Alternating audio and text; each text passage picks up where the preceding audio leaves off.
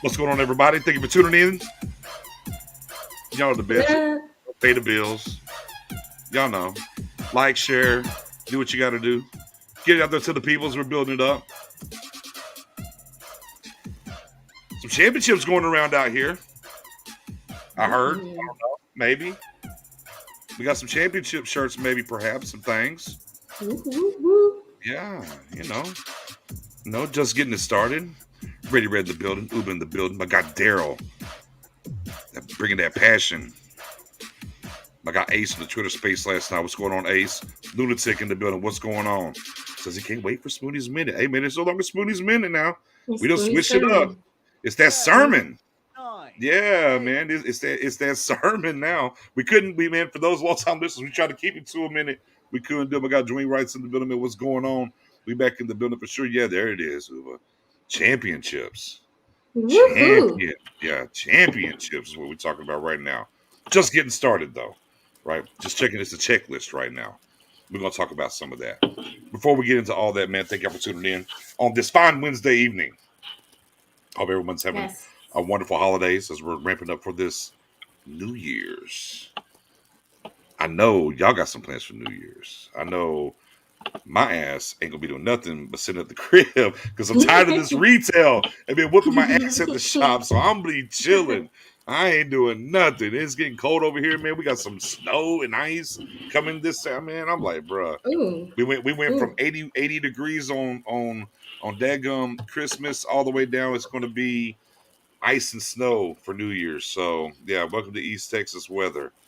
Man, with that being said, we're going to jump into something real quick. And we're going to remember old Coach Madden. Obviously, for those who got to watch on Christmas Day, the All Madden documentary on FS1, then abruptly passed away Tuesday morning. And I thought I'd give a space here for everybody on the panel to talk about, just what he meant to y'all, and whatnot.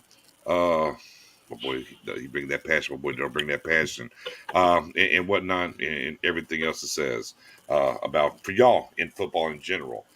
Matt, I'll start with you, man. Yeah, so if anybody got to join the Twitter space last night with Nick's, you got to hear a little bit of my story. But one of the things I liked about Madden so much was that he personalized the game of football. So it's easy. Like when you think of color commentary, he's the ideal, perfect person to do it because he was able to explain advanced things in layman terms for everybody else. He was able to dive in and diagnose plays. He was able to tell humorous stories. Like he just had this huge personality that was able to carry a broadcast. And it especially shined through in the broadcast where the game was lopsided, because that's when football is usually it's fun for the team who's winning, and everybody else watching it's kind of miserable. Like, this is, what are you going to talk about for the next 3 quarters? And Madden would always find some humorous anecdote or some story about his playing days or a conversation he had with somebody on the team and make light of it. One of my favorite memories, it was a Detroit Lions Thanksgiving game, and it was a blowout. Whoever the Lions were playing was crushing them. And Madden had just learned how to use the teleprompter. So he's like coloring all over the screen all throughout the game. Like, let me show you this play, and like highlighting and, you know, doing all the stuff he was doing. He found a kid in the audience that was licking the handrail that the people were walking up, and he just kept zooming in. The camera kept zooming on the kid. He's like circling his head and like pointing an arrow at his family. It was really funny. Like, I felt bad for the kid in hindsight, but at the time as a kid, like, I thought it was hilarious. Because you know his family's like, oh, you're that kid. You were the one licking the handrail, nasty. But yeah, so I don't know. And then my son is 6 years old. He's playing football, and he's just starting to get into Madden. So he's asking a lot of questions. Actually, 2 weeks ago, heading up to Christmas, he was like, I want Madden 2022. Who was John Madden? Was he the greatest football player ever? Why did he get his own video game? What teams did he play for? So my son's team is the Raiders. That's what the youth organization is locally. So he is a Cowboys fan, but he also kind of likes the Raiders. So when he found out that Madden played football and coached the Raiders and was an announcer and now has a video game named after him, he's been super interested in him. Well, why do you guys say Emmitt Smith's the best player? Why is Jerry Rice the best player? It sounds like Madden was the best player ever. He has his own video game and they don't. So it's just been cool. Like, I've been able to kind of relive and explain, you know, my childhood. Like, he was the guy I heard every broadcast, like all of the big games. Like, that was Madden. He was on Sunday Night Football. He did Monday Night Football. He was on Fox. He was on CBS. He was on NBC. Like, Madden was the guy. Like, Madden and Summerall, and Madden and Al Michaels. So I grew up getting to watch him. So getting to share that with my son has been cool. So we watched the Madden special on Christmas Day. So he got a better feel for who he was. So I'll kind of leave it there and let you guys share. But yeah, to me, he was a big part of my childhood, getting to play video games, getting to hear him on TV, learning the game of football through him, and learning the love and passion of football through him. So big loss. Yeah. Mary? Yeah, I mean, it's weird because it's like he's just been there in some capacity for our whole lifetime. So it's like, it's so weird. Somebody you never met, like, that kind of grew up with them. You know what I'm saying? And so, yeah, I mean, growing up, you know, I had to like kind of teach myself football. Like, my family didn't really watch it as much as I did. And so, yeah, that helped me a lot, listening to a lot of his stuff and making it sound normal, making it easier than what it might be. And, you know, I don't play video games, but I mean, he's iconic. You know, I mean, how amazing do you have to be to get a video game, this extremely popular one, named after you? And I remember I was listening to the radio earlier today, and they were talking about how he's one of the guys, he started production meetings where when an announcer, he was like, I want to talk to the coaches first. I want to talk to the players first. And that's a huge part of how football is now, because the commentators, they get such great insight before the game about the players and, you know, what their game plan is going into the matchup. So, I mean, it's things that you don't even realize he touched that he did touch, and it's crazy. Yeah. Spoonie? Oh, well, listen, I had the pleasure to play the first Madden ever in 1988 when it first came out. The graphics were not the same as it today, but if you played Madden from day one, from the first game to now, you appreciate the type of work that he had put in. He was a big influence on people who didn't even watch football at the time. You started watching football. Madden.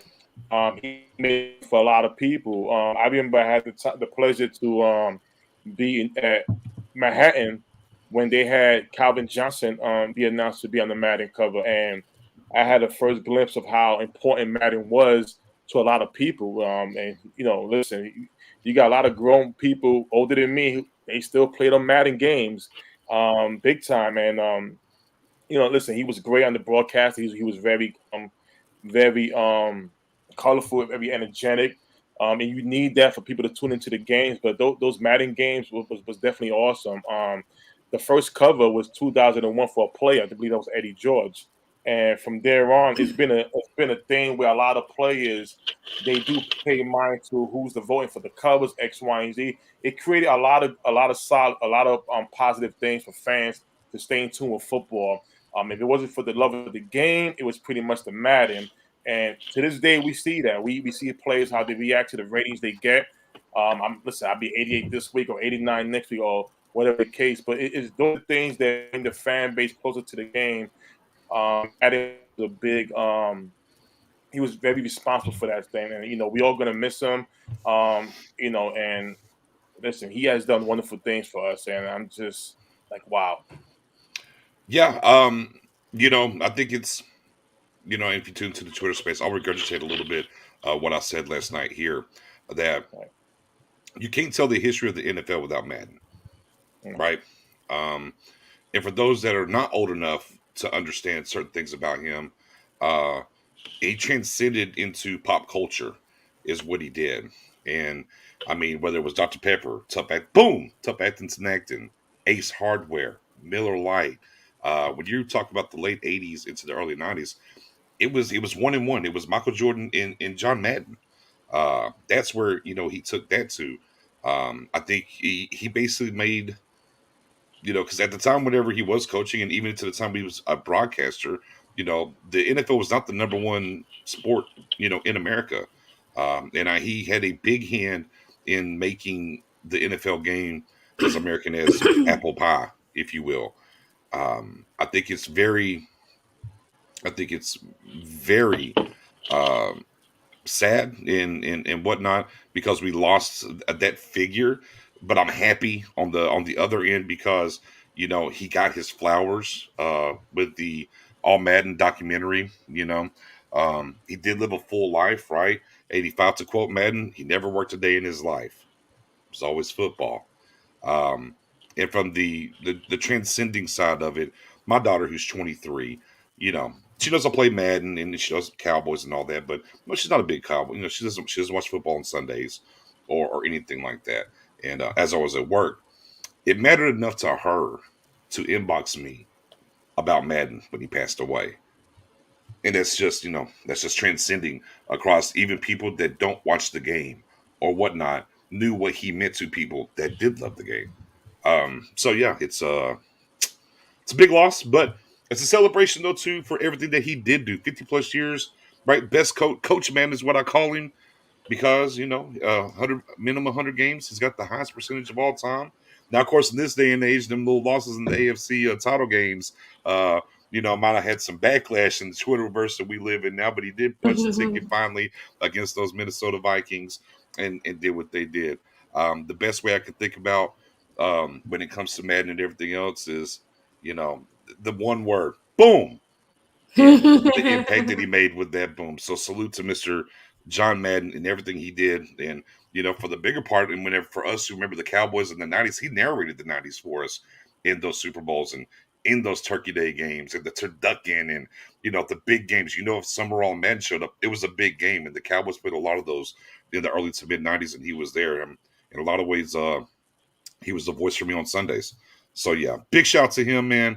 Big loss for the community, but we're thankful for everything that he did. With that being said, back to celebration, ladies and gentlemen. We are the NFC East champions, okay? We did just drop not a wait. Wasn't a 40 burger now, was it? No. No, it it wasn't was a 40 burger. No, because we talked 56. about that. Yeah, we kind of talked about it. Hey, if it's after Thanksgiving, if maybe in the freezer, possibly there's a 40 burger laying around. Let's go ahead and get that bad boy out and grill it up for these daggone Washington Redskins. Oh, excuse me, Washington football team, Washington, whatever they're called. And boy, lo and behold, Spoonie, they reached back. They're like, oh, it's a 50 burger. 50. Lord. The thing I loved about it, right, on top of just being the 50 burger, was the team already clinched, obviously, the NFC East prior to the game. Boy, it just didn't matter. They went out there and played with tempo. Urgency is what I called it.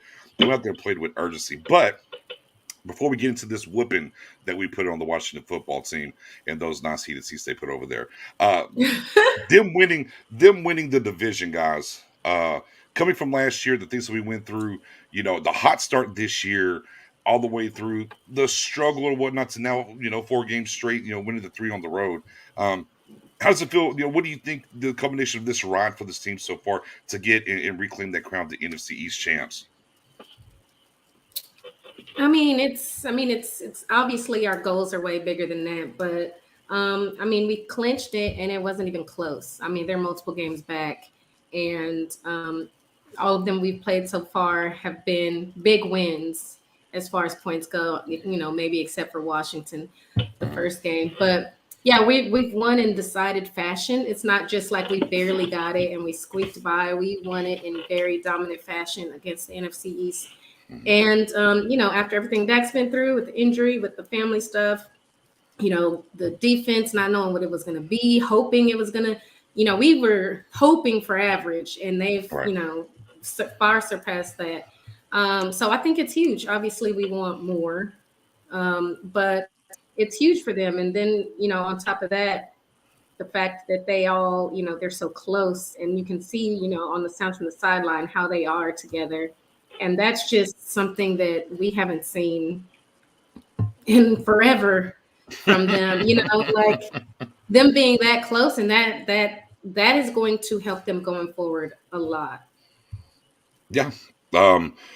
Right. The defense obviously is the big story from us getting, and we talked about this for those that tuned into our season preview show. What we all talked about around the realm, right, was to get to the NFC East Championship, and the ultimate goal was, can this defense come along for a ride? And boy, Matt, Professor O, I don't think any of us can envision what this defense has done for us so far as we got our way here to claim to being the NFC East champions. No, definitely not. I'll give us our flowers, because there was one thing that we said, and if you watch the show, you probably have the number quoted because of how many times I've said it since March. If you win the turnover battle, you win 78% of the time. I said it over and over and over and over. I was like, I don't care about the yards. I don't care if we're 25th in yards allowed. Right. Just get takeaways. Our offense is good enough where if you do that, we'll outscore the other team. I didn't know that our defense was not only going to get the takeaways, but also stop the opponent. So, yeah, kudos to them, man. Dan Quinn has far surpassed all my expectations I had for him. And I was excited about the signing when we hired him. I just never expected it to be like what it is. And, yeah, the way that we won, like in our chat, I think I put it on Twitter too, as a matter of fact. I'm like, am I greedy? We've already scored 42 points, but I want to block punt now. And they're like, say no more. Fossil was like, we're going to take advantage of the situation. It's in the second half. We're already up by 35 points, and it's 4th and 2, and we go for it. Like, just the stuff that we did all season that would be very easy to be like, we have this in the bag. We're just going to play conservative and run the clock down. Cowboys kept playing the way that they've done successfully. And I think that when you show that to your players, the confidence level that it instills in them, it just you can see it. Like when you watch the sounds of the sidelines or the sounds of the game or whatever they call it, all the players are hyped up. Everybody's excited.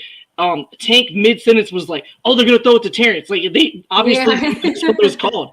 So then everybody's celebrating for him. Zeke, not even on the field, goes in the crowd to get the football. Like this team is it's just special. There's a lot to be excited about. And Nick's had a great tweet.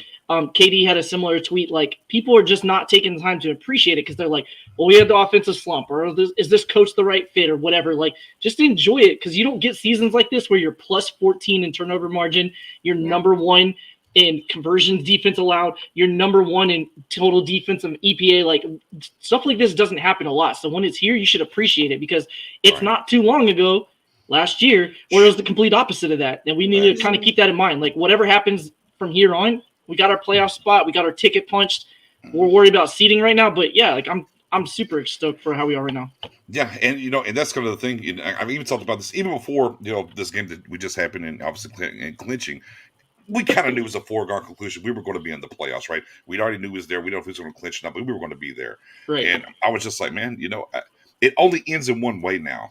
Every time it ends, it's abrupt. Whether it's the first round, second round, third round, Super Bowl, even if once it's over, it's over. And for this fan base, And I had a guy in a different group, and he was talking to me. He's like, "Well, I'll just believe if they win it all." I'm like, "Yeah, but you're missing everything along the way, though, Yeah, right?" Right. you're too busy being worried about the past and not just enjoying the moment of what they are now. Right. I mean, Can we stop we don't that, care about please? last By the year. way, can we stop about like a lot of the guys are the people talk about the Cowboys all the time. They haven't won in 25 years or 26 years now. A lot of the players on this roster weren't even born then. That has Facts. nothing to do with them. They don't care. Right. Your They defensive don't player care. of the Doesn't year wasn't born. Yeah, Right. Micah Your Parsons. interception leader wasn't Yeah, born. exactly. Those guys weren't even alive. And when they were alive, like again, stuff that happened in the 2003 season, the 2009 season, the 2011 season, they weren't on the roster. It doesn't matter to them. It's a brand new team, brand new coaching staff. Right. Like, be excited for them because a team had never won the Super Bowl at home until Tampa did it. The Right. Eagles had never won a Super Bowl for 50 plus years until they did it. Like, it happens. This might be the until it happens type of thing for us. So let's forget about the past and just appreciate what's happening right now. Yeah, it's aggravating. Oh, well, they're just, they're this and that. They fell down December comes, they're terrible. Let's be clear. Mike McCarthy's 7-1, 2 years. He's 7-1 in December to be, and as Mary just said, undefeated this year, 7-1. Even with everything that was going on last year and this year combined, 7-1 in December. It's culture changing, right? We talked a lot about that this preseason about the culture needs to change, right? Even Dak, right? Dak was when he was getting signs like we have to change the culture here and stuff. And the one thing we went off about was you had 9 years of a certain culture in here. It's very, very hard to change that culture, in a year, but it takes maybe 2 years, and we're kind of seeing that culture change from last year, from the 2 years that he's been here, even to the point where they were talking and they had the meeting. It was like, hey, look. New Year's, don't do nothing stupid. Make sure you're where you need to be. Everything else, and you just things that didn't happen before. So it's exciting to see that happen. And if you're so stuck on, well, they just always mess up, that you're not enjoying this ride in this team. Because I'll be honest with you, and I try to look through it through different scopes and different views, because I understand if you were born in '97, right, the year I graduated. You're okay. You're 24, 25 years old, right? And you've never seen a defense like this before. As to where I saw it in the mid '90s. I know what it means. I've been around it. I know what it smells like. It tastes like. It feels like. Just like my guy, what's called Don Q 151 cures anything says. And Hey, it's look, true. 151 does carry anything. man, I'm out on 151. That's all, y'all. Neither here nor there. But with that being said, I didn't know this defense would come along this quickly. I was a firm believer that it would get turned around with Dan Quinn here, but not this quickly. And now here it is, and you have to take advantage. I mean, it's just one of those things. Like, enjoy the ride, man, because when it's over, and you don't want to be there like, oh, well, I missed out on this ride. Spoonie, so quiet Been over quiet there. over there, Been man. quiet over there. We're NFC East champs, man. Oh, listen, I apologize. My focus is on Kyler Murray. I haven't heard what he said beginning of the off season, so I'm already hyped for this. So I apologize for not smiling or laughing, but I'm business today. Oh, well, okay. Well, all right. Well, the Spoonie server might be something special tonight. He's big. Man, we're in the first 20 minutes here. He's business already. We're just talking about the championship. We're doing cards preview and everything. Spoonie, Well, I will say straight this. lace. To answer that question about this victory, I'm gonna quote something from The Art of War. That's what's happening. If you know the enemy and know yourself, you need not fear the results of 100 battles. We played Washington when they called us. They called us. They laughed at us. They wanted us. We showed up. We took over their house. When they came over for a nice little visit, we kicked that ass. And we didn't let up not one time. We kept our foot on their necks. Ladies and gentlemen, Cowboy Nation, it was more than a victory. It was a statement. If you're bleeding, we're not going to stop. You're going to keep bleeding until you pass out, until you can't get up. That was a statement game last week. I thought Spoon was about to go on a sermon. Hold on, Spoon. I got Rob Robinson in the building, says, yes, Jay took last night. Who do you think is going to win the bet, offense or defense? And, of course, the bet that they have is who's touchdowns for offense versus turnovers for defense. It's pretty funny because if you did happen to watch the sounds from the sideline, the defense is trying to claim the block punt touchdown. Look, as good as the turnovers have been for this team, right, and what's happening and whatnot, what we're talking about now, was it 15 of the past 4 games? Is that where we are? Something like that. Since they made the bet, moving forward, I think the offense will end up winning moving forward. But that's my take. What do y'all think? Offense or defense wins the bet, guys? Which I'm completely fine if the defense wins the bet too. But I'm just saying, I think the offense gets it. Yeah, I mean, if they keep on doing what they picked back up on this Sunday, then yeah, the offense will win it. It's just obviously much easier for offense to score touchdowns, so than to get turnovers. Yeah, we think that way, but these Cowboys turn the ball over, though. If this offense plays, like I said, if they play like we know they can, like they played on Sunday, then they're gonna win. But yeah, I mean, I have no problem, especially if that win comes at the end of a Super Bowl victory.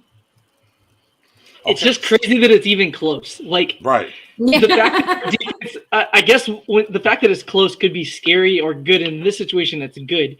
That our defense has been so opportunistic, not even opportunistic because that's underselling them. They're forcing the takeaways. They're not just like lucking into quarterbacks throwing the ball right to them. They're going up and taking it. They're forcing fumbles. They're generating these takeaways. The fact that it's even close is remarkable, but I think the next 2 weeks, the offense just kind of runs away with it. All right, Spoonie, what do you got? The offense or the defense with this bet? Oh, no, What a conundrum to have. Yeah, I'll tell you this. I want the defense to keep winning. I'm going to pick the defense. Why? Because now the offense is pissed off. And, in my opinion, this defense right here is growing. They're growing. When it comes to the offense, again, let's be honest, we have to be consistent. But the way they after last week, I think it will continue. But I think the defense will have an upper hand, in my opinion. Do we know what the bet is? Like, I know how they're tracking, but what is? I thought it was like pay for a vacation, right? Yeah, I don't pay for a vacation. Vacation for the vacation. Okay. Yeah. All right. I'm here with. I like this from RL. Let it be a tie. Yeah, I wonder if they talked about that. That would be funny and see, how that ends up and how that would play. If they tied, then Jerry has to pay for it. Right. If they tied, then Jerry has to pay for it for both. Hey, I mean, he's got deep pockets; he can afford it, right? Also, as we're take talking the yacht about here, out. yeah, get a spin on the yacht, right? Yeah, spin on the yacht. Take some time on it. Obviously, with us winning the NFC East now and beating Washington, 2 games left, right? Let's get into some seeding here with this team and what's going on. Big game, even though Minnesota's got a guy out, Thielen, for the 1 seed, we would think Green Bay, this is the game they have to lose. We wouldn't anticipate them losing to the Lions, right, O? Right. Yeah, it's either going to be this week or not. Right. It's possible because most likely what's going to happen is if Green Bay wins this week, the following week they can rest their starter, so it doesn't really matter at that point, potentially. But most likely they're just going to handle business both weeks. But ideally, if they can lose this week, the Cowboys can tie them. We have a better conference record. We didn't play head-to-head. We're not in the same division. So the tiebreaker that's going to affect us is going to be conference records, which we have a better conference record than they do. So we just need them to tie with us. But if it's not this week, it's not going to happen there. However, there's still a lot of other seeding scenarios to talk about because we have 2 to 4 as possibilities right now. And each week, things are kind of changing and moving around. Especially when you look at the other teams in play, like Tampa Bay Bucks have the head-to-head with us. So if it's a 2-team tiebreaker, they have that. But if it's a 3-team tiebreaker, the head-to-head's out the window unless all 3 teams played each other, and then it goes to conference record. So we have a better conference record than them. So it gets a little bit sticky from there. But ideally, what we want to happen is Green Bay to lose this week. We want the Jets to beat the Bucks. We want the Ravens to beat the Rams, and we want the Bears to beat the Giants. The Bears-Giants doesn't really matter too much because they traded. The Giants made the trade, so they have the Bears draft pick. But if the Bears can win, it'll just make their spot slightly worse in the draft order. So we want the Bears to win this week, but that's the most irrelevant out of those games. Boom. So got it again. So, but if we keep winning, we have to win. 2 seed. If we keep winning, we're just number 2, right? Or it depends on what Tampa does and if there's a third team in the mix. So we need it to be a 3-team tie or for us to have a better record than Tampa. We'll beat anybody else in a head-to-head tie because we didn't play them head-to-head. Yeah. So any other 2-team scenario, whether it's us and the Rams or us and the Cardinals, we would actually have a better conference record and take the seeding, but the Bucks beat us head to head, so they have that. It feels to me it's either first seed or third seed. I think that's how this feels to me in a lot of ways. I think that's all we can kind of get to the tie and everything else to get to the 1 seed. If we don't end up with the tie, I think we end up in the 3rd seed. I just think that's where I mean, 2 seed would be great, 1 seed would be fantastic. But for me, it smells like it's 1st or 3rd seed is where this thing's going to play out. And it depends on what Minnesota does this week. Will go a long ways for us moving forward. Let's go ahead and kick it on over. Let's kick it on over. We do have a game, right? A team that's in the mix. Getting it. Well, actually, let's back up before we get to the cards. Some coordinator news today. Forgot about the old coordinators, right? Jacksonville came out here and decided that they wanted to talk to both of our coordinators, and offensive, defensive coordinators, that is, and Kellen Moore, Dan Quinn. It's going to continue to happen. That's just the beginning here. We talked about this before. I'm not a big fan of the rule. I think teams should have to wait at least till after the Super Bowl, to be honest. And everyone has the fair shake. And, it doesn't, I don't know. From a competitive standpoint, I think it messes with things. But Dan Quinn jumped out there, Spoonie. What did Dan Quinn tell him? No. He said, I'm good. I'm going to concentrate on what's here. Kellen Moore, on the other hand, Matt, didn't say no. Yeah, and also there's been newer reports that Dan Quinn didn't say no outright. He just said no during the season. So there's still that door. So we'll see. But yeah, it seems like out of the two, Kellen Moore is the bigger flight risk as of right now, which we've kind of known because 2 straight off seasons he's went and had multiple interviews. So we've kind of known that's a possibility. So we'll see. Mm-hmm. Facts, man. And look, to me, they'll be thrown around a lot around the league. There's probably going to be around 7. I like Byron Leftwich. Yeah, they're interviewing Doug Peterson right now. So yeah, I like Byron Leftwich, which makes a lot of sense. Former Jags, he knows the culture. He's been around there, knows the city. I think Byron Leftwich makes a ton of sense for Jacksonville. But either way, even with Jacksonville making these first inquiries to Kellen and Dan Quinn, it won't be the last. I said it last night. I'll say it again. I don't think Dan Quinn's going anywhere. I think he's 1 year removed from being a head coach. I think he likes what he has building here. Yeah, I think he's going to stick around at least 1, if not 2 more years. Kellen Moore's the guy to me. If they're going to lose someone, it's the way of the league. You look at it's a copycat league. And you look whether we're talking about Zach Taylor up there for Cincinnati, whether we're talking about Sean McVay out there for the Rams, Cliff Kingsbury, even going from college, getting plucked, coming into the Cardinals. That's the move now, right? For the most part, for these teams to kind of make a splash. A young guy, creative mind, get him in there and try to pair him up with a young quarterback. So it'll be intriguing to see what Kellen does. So to me, I actually know a Jags fan. They do exist. And he, of those 3, Doug Peterson, Byron Leftwich, and Kellen Moore, he wants Kellen Moore, mainly because he likes Byron Leftwich, but, he's had Tom Brady for, and it's like, oh, you got a guy like that. He's like Kellen Moore, like, I love Dak, but he has experience working with an up-and-coming QB, which is what we have. So I'd rather have a guy that is used to working with a younger up-and-coming QB and has made that offense look great versus somebody that took the GOAT and made him look good. Okay. Don Q if Kellen Moore does not go to the Raiders, he will send all of us a bottle of 151. Don't send me no 151. Just send it to me. Yeah. You can send my 151 to Mary. Don't send me no 151. I don't Don, do 151. I'll flip that for you, Don, too. If he does go there, I'll send you a bottle of 151. Big time. I got Dom's in the middle. What's going on, Dom?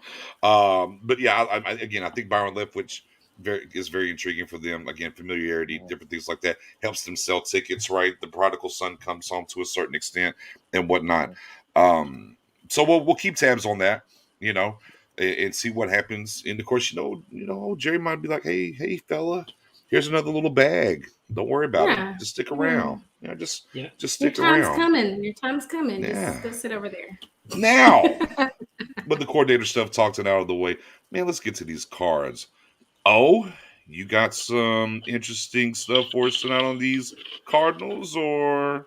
I do. Yeah, I do. Uh-oh. So one Let's thing go that's back into interesting. Professor O's class real quick. Yeah, All right, let's go what we got ahead. here? So do I have a Excellent. BJ Nix in attendance? Here. Okay, Mariella, Hey. Present. Spoonie. Present. Yes, 3 for 3. All right, let's go. So I put this one on Twitter already, but what's up, J Tuck? One of the things that the Cardinals are struggling with on the defensive side of the ball is giving up explosive runs. Explosive run is considered anything that's a 10-plus yard carry. So it doesn't matter if it's 10 or 20 yards. Anything above 10 is an explosive run. They've allowed 58 for the season. That's the third most in the NFL. The other side of the coin, in terms of explosive passes, that's anything 20 yards or greater.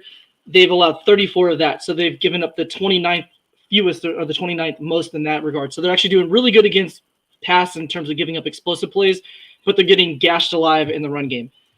However, what's interesting is when you get in the red zone, it flips.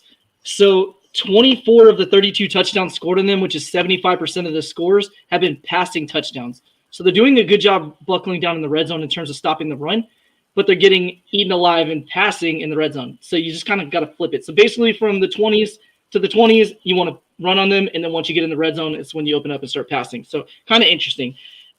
Another thing that I wanted to point out about them is they're using 10 personnel, which is 1 back, 0 tight ends, 4 wide receivers, 15% of the time. No other team in the league is even close to that. So we're going to see a lot of 4 wide looks, which is to be expected with their personnel. I mean, obviously with some of the receivers they have, that's not anything surprising. But are they? But in some of those sets though, are they kind of putting Ertz out in the slot though, and not really using him as a traditional tight end in some of those looks? Okay, It is, but it's just called that because he's actually right. Yeah, I got you. Yeah, I was just for clarity. I was just making sure.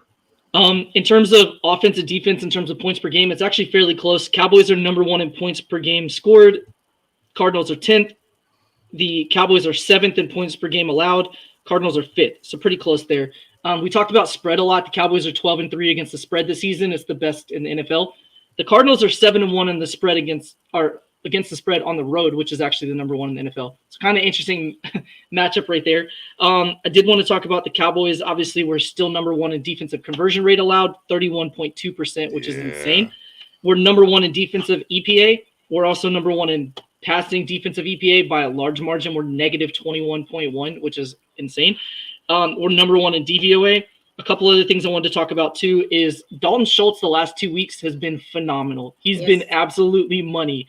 So Dalton Schultz the last 2 weeks, 16 catches, 17 targets, 2 touchdowns, 88% success rate. A success rate's classified on how many yards you gain of the needed yards to go. So the first down, you want to gain 40% of the yards to go. Second down, you want to gain 80%. And then third down, you want to gain 100%. Fourth down, obviously 100% too. So he's doing 88% success rate, which is phenomenal. 142.4 quarterback rating when he's targeted. So basically, Dalton Schultz has been the money guy the last 2 weeks, and it seems like Dak and him, the chemistry has been there. So I know a lot of us are excited to see the offense kind of go through Amari, but it looks like we need to continue to keep him heavily involved in the offense, and that's going to open up things for us. I did want to talk about Dak at home too, because we've talked about how our offense has been. So Dak's yards per attempt at home is 1.3 yards per attempt higher at home than away. He's number 2 in the NFL, averaging 8.3 yards per attempt. His quarterback rating is number 1 in the league, 115.4 quarterback rating at home. We also have the highest explosive percentage rate in passing, which is 12% of our throws are 20 yards or more, which is crazy. And we're also number 1 in passing touchdowns.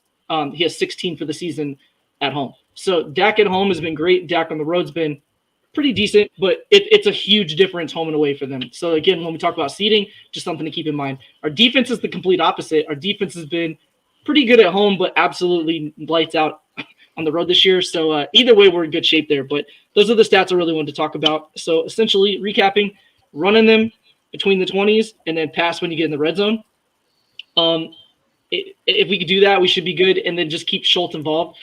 Anytime you can attack the defense in the middle of the field, whether it's a seam route, a curl route, whatever, a shallow crossing, anything like that, it just puts on so much pressure on the safeties because they can't cheat over and help the receivers on the outside. So if we can keep that going with Schultz, and if we can get Jarwin back, which we've heard the last 2 weeks that he's kind of getting acclimated back in, his 21-day window's open. So if we can get him, probably not this week, but for the Eagles game and then heading into the playoffs, it's just going to be another layer to add on to it. So there we go. Class is out.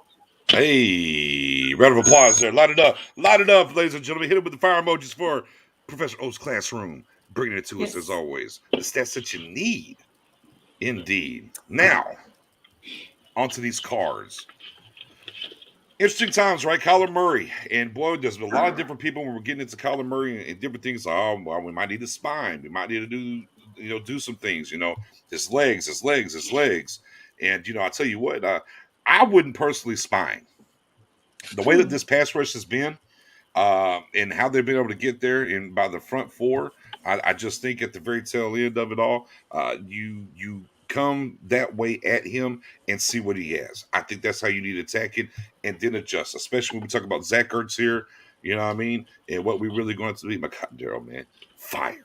But especially with Zach Ertz, being for them, he's kind of turned into the security blanket for Kyler Murray since D-Hop's been out. I need Curse on him, right? We know Curse has been erasing and playing these signings a lot. So I need him over there. I think this pass rush can get there and get home with the big three. And I think we figured out from that point. Now, if it doesn't get there and they adjust to maybe a quick pass game or whatnot, we'll have to adjust. But I think out the gate, I don't think I'm using a full-time spy. Situational? Talk to me, Spoonie. What do you think? Get after his ass. Okay. Spoonie's no games tonight. Go ahead, Spoonie. He's got a serious face Plain on simple. all night. He got that I'm not unit. I'm not going to sit there back there, play that. I'm getting after Kyler Murray. Same way the Rams did. I don't want to go further than that yet, but you get after Kyler Murray. You make him uncomfortable. Make him throw them erratic throws. You make him feel uncomfortable from the first quarter to the last quarter. Do not take your foot off the gas. Okay, all right, Mary. What are we talking about? Where how you looking at attacking Kyler? Are you looking for full time? I want the smoke, like Spoonie said. Like I want the smoke. Like we're at home again. People, even during this slight little slump they've had, like they keep giving Arizona passes. Mm-hmm. And everyone says that we are the ones that have so much to prove. Mm-hmm. We've already clinched the division. We've clinched our playoff spot. Let's just go in there and throw it all at them. Yeah, throw it all at them. Unload the clip. Y'all know, Unload the clip. Yeah, y'all already know. I've been on this train for 2 weeks now with my gifts. We want the smoke. I'm there with you. We want the smoke. I want all the smoke. I'm right. It is what it is. I told everybody 2 weeks ago, y'all going to see me change. My fandom's going to change a little bit. Now, it is what it is. It's time to get after it. Ain't time to be scary. Ain't time to be shook. Ain't none of that. It ends in one way. And we want the smoke, man. This defense is something you can believe in. These are the things that championship teams are built on. Dak been saying, unload the clip. Unload the clip. Unload the clip. Let's go. All right, but Professor O, what are we doing here? Are you looking to spy? Are you looking to not spy? Situational? No, what do you think? I don't want to spy. I talked about it in the Twitter space. The reason I don't want to spy is it's easy to say, well, we have Micah Parsons. He can match Kyler athleticism. We should use that. But I don't want the offense to be able to take and dictate what we do with Parsons. I like being able to use Parsons wherever the hell Dan Quinn wants. So I'm not spying him. Mm-hmm. And especially with the pass rushers we have, I don't think you have to. I think we have enough guys, and especially not just talking about our outside pass rushers. We have Neville Gallimore literally bodying offensive linemen. We have Osa Odigizua. We have Carlos Watkins. We have a lot of guys that can get pressure up the middle. And especially when you have a short quarterback, that's the last thing you want is big 6'4" guys coming right up the middle, forcing you outside right into the arms of Randy Gregory, Micah Parsons, and DeMarcus Lawrence. So, no, I'm not spying. And to quote our guy, Dak, pressure is privilege. I want to bring all the pressure. I want them to be as privileged as possible this week. Let's just bring all the heat and just take it. Because we have so many guys. And, again, if their answer is we're going to go to shorter passing routes, totally fine with me. The reason for that, and I put it on Twitter, I shared it with you guys too, is Scott Novak is calling our game this week. That's the head referee. His crew's averaging 13.86 penalties per game. Oh, Jesus. So knowing that, and they've actually had 3 games this year where they've called 18 or more penalties, one of those being a 26 penalty game. So knowing that these refs can be a little bit flag happy, if they want to call a pass interference on a 7-yard play, cool, I'll take it. Like shorter routes are okay with me for that. And it's one of those things too, even if it's a shorter route, all you're doing is allowing more bodies to be around the football. So if he gets the ball out quickly to counter it, you have more safeties, you have more linebackers, more players in close proximity than you could if it's a longer developing route. So yeah, I'm all for that. Let's bring the heat. If they want to counter and throw, checkdowns all day, so be it. Yeah, I just again for me back to like a little bit of your back to a little bit of the point that you're talking about as well is that if you have Micah do it or whatever, they're starting to dictate to us a little bit. I don't want that. I just don't. And we're seeing now what are we 3 games with the big three back together, and we're seeing this thing grow with this pressure up front. Let that marinate. Let that cook. Let's keep that thing rolling. And I'm not trying to switch that up and get off kilter. Again, Mike McCarthy said it best after the game. He goes, "This was the starting line tonight." Okay, well, damn it, let's go. Then let's roll on and let's keep doing it that way. That's what I think defensively. Let's go to the offense side a little bit. They got an X factor now. They do have an X factor, right? In Baker at safety. They do have that. Weird Collins. Xavier Collins, not really. Has he had a snap in the past month? I don't really know what's going on with Collins over there. Obviously they drafted a guy that I know I was high on. You know what I mean? Last year. Hold on. Don's coming. I'm not afraid of Kyler. Right. I love that. That's right. Keep it up, Don. Sorry to cut you off, but I just needed a spotlight. No doubt.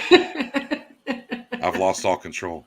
All small things. Don't worry about it. I've lost all control. I don't even know where I was going now, guys. I don't even. Anyways, defensively, yeah. How you want to tackle defensively between the 20s? Want to pass the ball or run the ball and throw it in the end zone? Okay, bet. 1, 2, 3, break, go. I don't even know the point I was making anymore after that.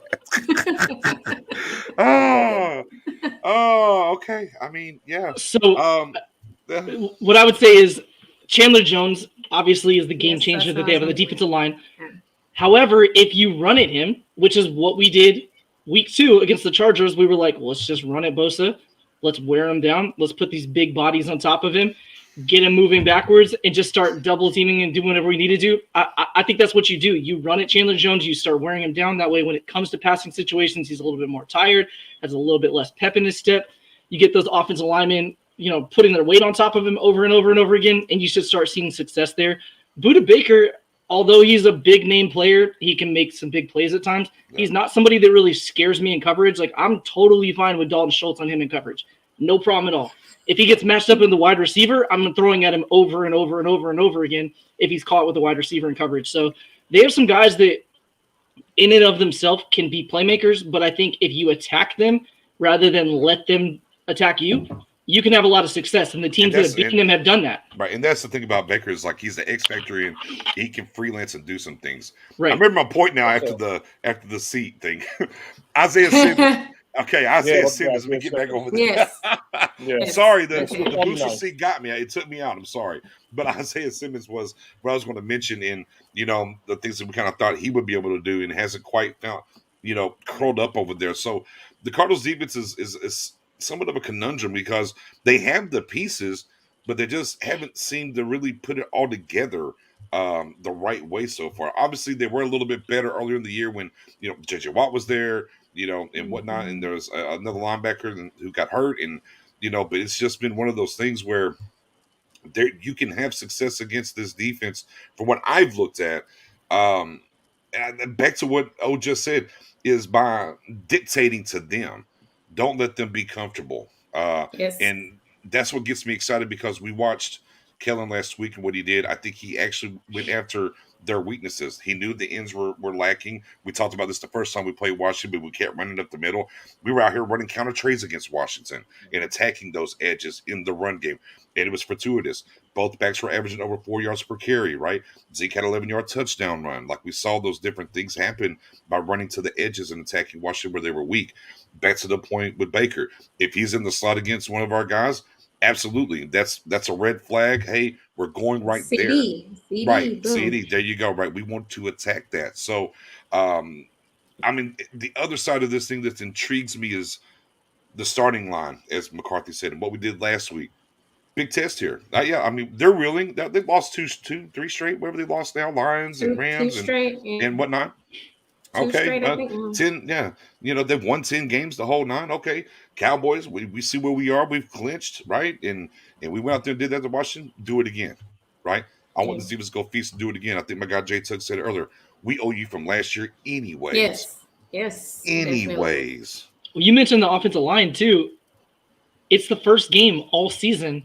That are Potentially, if Tyron Smith plays, potentially Right. that all 5 of our starting offensive linemen will play a snap together. The first time all season, which is crazy. So I don't know if Tyron's a go or not, but it looks like it may be that way. So that's something to be excited about. And then, we talked about a few things that we're going to do to them. I think kind of the easy takeaway is that they're probably going to duplicate what all the other teams have tried to do to us since the Broncos game. So we're going to see a lot of zone coverage. And again, we saw Kellen last week say, I got an answer for that. My answer is I'm going to use trips formations and bunch formations, and I'm going to flood the zone so you don't have enough players in coverage. And I'm going to, whether that's somebody running an out route, somebody running a post route, somebody running a comeback or whatever, and you have 3 guys that one guy's accountable for, he can't cover all 3, so somebody's going to be open. And if you guess wrong, we're going to take advantage of that. So I think Kellen showed, I don't know if I want to say it's his development, because I think there was probably a little bit of a poker going on where they were keeping things a little bit tight to the vest, saying we don't have to do that. But yeah, just flood the zones and get that. That's the zone killer. There's certain zone coverages, there's certain highlights and strengths that zone coverage has that man doesn't, which is why in college you're starting to see pattern matching becoming popular, where you're kind of intermixing the two, but it's not really taken off in the NFL level. So if they're going to go zone heavy, just flood the zones until they have to get out of it. And then suddenly you're back in man, which dictates right to what we want to do. Bada bing, bada boom. Final scores, guys. Spoonie, what do you have the score? 45-28 Dallas. Oh, You got a what? 45 what? 45-28. 45-28 Dallas. Mary. I think our offense keeps rolling. I mean, we're just better. So we just got to play like it. Okay. I'm going 35-21. 35-21. Professor O. I think it's going to be a little bit closer. I'm going to go with 31-24.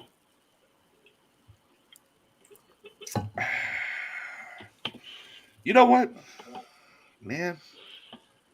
I think this team is alive. I think it's a starting point. I think this offense is ready. I think they're out of their funk. I think we saw it. I think this defense has hit a different level. I think it might be a 40 burger. I think it just. With Spoonie, you riding with Spoon? Yeah, I think what, Spoon's been all business tonight, and man, you know what, man, maybe it's Spoon I trust. Maybe it's Spoon I trust right now. Man, he's got a lot. Hey, look, be clear, man. My man's got a lot of stuff right this year. He has gotten a lot. He's got a lot right this year, ladies and gentlemen. Let's be clear. I mean, he came in, and we were doing our season preview show, and we were going on what we thought the teams would win and everything else. Spoon said to go dial it up. Spoon said that this game would dictate the number 1 seed. Yes, he did. It's pretty damn. I mean, it don't get much closer than what we're. Yeah, it doesn't get much closer than where we are. But Spoon, you said what was that score against Spoon? 45-28 Dallas. Yeah, they're not getting 28. No, they're not getting 28. 42-17 Dallas. Don is killing me. 42-17. The baby cap. 42-17 Dallas. That's where we're at. 42-17 Dallas. Our guy Daryl has a 50 burger 2 weeks in a row, so that happens. If that happens, then I don't know. I'll go streaking like I did. Check on me the next day, guys. Check on me the next day. You did. In our group chat, you didn't say that you died and came back to life. I'm like, oh my God, are you okay? It's like, I died, but I'm alive now. It's fine. It's fine. With that being said, ladies and gentlemen, I like that. Let me get a couple of these other scores up here real quick. Boom, 38-17. My guy Ted's in the building. He's got a 35-14. What we got here? My guy White, 45-7. Oh, 45. Okay. My guy's 42-17, 45-17. We're in the ballpark. Boys, 38-17. What's a little tight, little scoring from Steve. I got Steve. 27, it's 14. And Uba, 37, 21. See, we're close. We're close. I said 35, 21. Yeah. So we're close. Well, Robert, as we just said, Mary died and came back alive, so I don't think she's going to be at the game this week. I'm just going to guess. Oh, before we move on, we should have asked this ahead of time. Mary, did you get the Zeke candle or not? They didn't have any more. Dadgummit. Dadgummit. All right. Well, thanks for coming on. I'm gonna have my mom go again and like mail it to me or whatever, or one of my friends, because my friends are coming on Friday. So I'm like, go check it out at another store and see if because there's multiple locations. I just didn't have time, you know. Do you have a printer? Can you like print a picture of Zeke and just tape it on a candle? Yeah, you know what? I can make it happen. Let's do it. I'll do a makeshift Zeke candle. Be careful with that. But you can't just do any paper. You're going to get to burn a house, and you can't just wrap any paper around the candle and light it, man. You'll burn the house down. Like I don't know these things. Like, hold on there, man. That's right up my alley. Candles. Hold on, man. You can't just get some printer paper, draw it, and wrap it around the glass candle and light it, and just think everything's okay. It's not how that works. All right. I got this. I'll figure it out. I tell you what, though. Yes. Look, man. The entire time we've had fun. Spoon's not had any fun tonight. I mean, maybe a little. He is like all business. So you know what? Before Spoon inboxes me and tells me to shut that up and let me go, let's just go ahead and get to it, ladies and gentlemen. You know what time it is. Y'all know what time it is. Yeah, Clear your decks. Clear the decks. Spoonie, give us the sermon. I'm gonna start by playing this real quick, y'all. Mm-mm. Man, let me pour one up. Hold on. Let me go ahead. Yeah, hold on, Spoon. Hold on, Spoon. Let me pour one. I didn't know. I knew there's a reason why I brought this in the room today. I didn't know. But now I know. I didn't know, but now I know.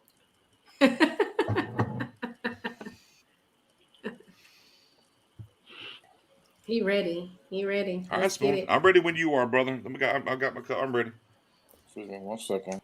All right, while Spoonie's doing that, we're just going to pass the collection plates throughout the crowd. Yeah. Let me play it again. Go ahead, Spoon. Oh. You got to be a Cowboys fan. No? They were always asked. Yeah. Well, see what Cowboy Nation, what you just heard right there was an interview with Kyler Murray, and he says the Dallas Cowboys were always ass. They were always ass. You know, when you want to be the man on the block or the schoolyard, you got to look for the big man, the man in charge, the bully, the man that everybody fears. Right now in the NFL, the Dallas Cowboys are the man on the block. Big man on campus, the man in the schoolyard. When you call us out, the Giants did, we put that to bed. When Washington called us out, myself and Cowboy Nation flew to Washington. We're here. We want the smoke. They wasn't ready for it. We came back home. We invited them to our house, to our schoolyard, to our spot, to our campus. And we say, listen, what you just saw 2 weeks ago ain't shit. We're going to give you some more. And we took care of business.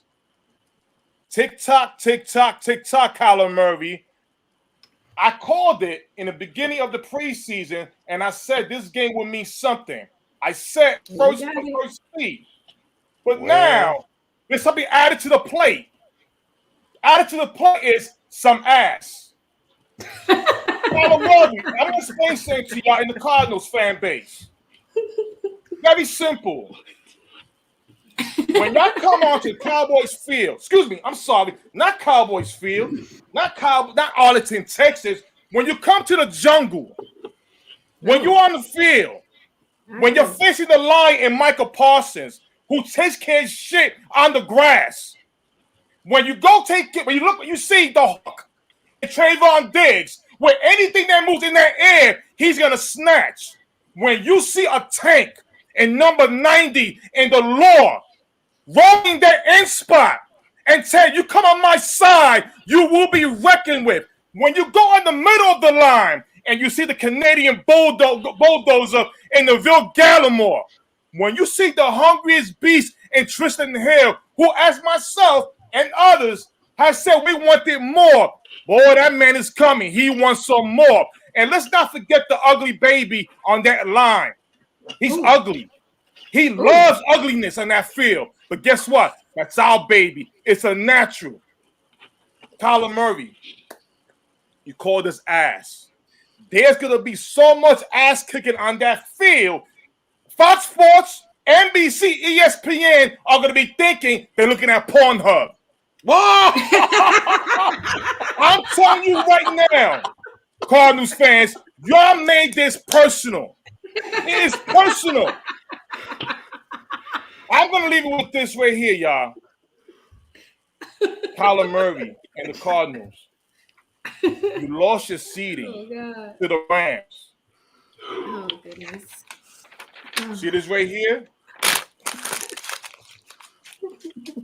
Get ready for the Cowboys to take your soul. Okay. All right, our new sponsor, Pornhub. Yeah, right? Let's go. New sponsor in the building. You know what I mean? It is what it is. This show's been brought to you by Ass. Okay. You know what I mean? My guy Spoonie wasn't having it. Let's go. Oh man. I'll tell you what, man. Wow. They say, hey, Spoonie, a whole spiritual animal out here, man. Absolutely. My man dropped. I didn't know he was gonna drop the Pornhub, man. Hey, that one got me. You know what though? Really Hey, look, I'll tell y'all what. They want a little PH in the bottom of the screen to cut us a check. Who are we to say? Who are we to judge? Is there like a least intimidating team mascot than a cardinal? Like, it's a beautiful little bird. Like, why is that your team logo? Like, it's tiny like Kyler. It's like a little tiny. Red. You're right. It's tiny like Kyler. Oh man. And I hate that I have to talk about my alma mater QB from Allen, Texas, but it is what it is. Yeah, true. Yeah. Hey, sometimes you choose the wrong sides. It happens. That's all there is to it. You know what I mean? You know what, Spoon? Brother, it is the holidays. You developed it. I pray to God we better win. I don't want to see Spoon next week. I don't want to. Look, man, we've been now. Obviously, Professor, you've been along for this ride this year. Yes. Now, Mary, you've been along. We've done this the entire time. Yeah. I don't know if we've ever seen Spoonie this serious before. Yeah, I've never seen it. I don't know. On a whole nother level. He's for business right now. The only time I was even close to this serious was when he's talking about like a safety prospect when he had this route going on. Yeah. It was like hopeful optimism. That now he's just like hit him with that shirt again, though. Spoon, hold on, get that out of there. Victory. Man, them exclusives. Spoonie has spoken. Hey, with that being said, I don't know what else. I mean, ain't nothing else we can do. Ain't nothing else we can do. We got to shut the show down. That's it, man. I got something fun for you guys real quick. So my mom, shout out to her, I don't know if she's watching, got me this for Christmas, Dallas Cowboys Sports Trivia. Next week on the show, I'm going to ask 2 questions. Whoever in the chat answers it right, I'm going to send you a Cowboys NFC East Championship shirt of your own. So you get to pick what style you want from Fanatics.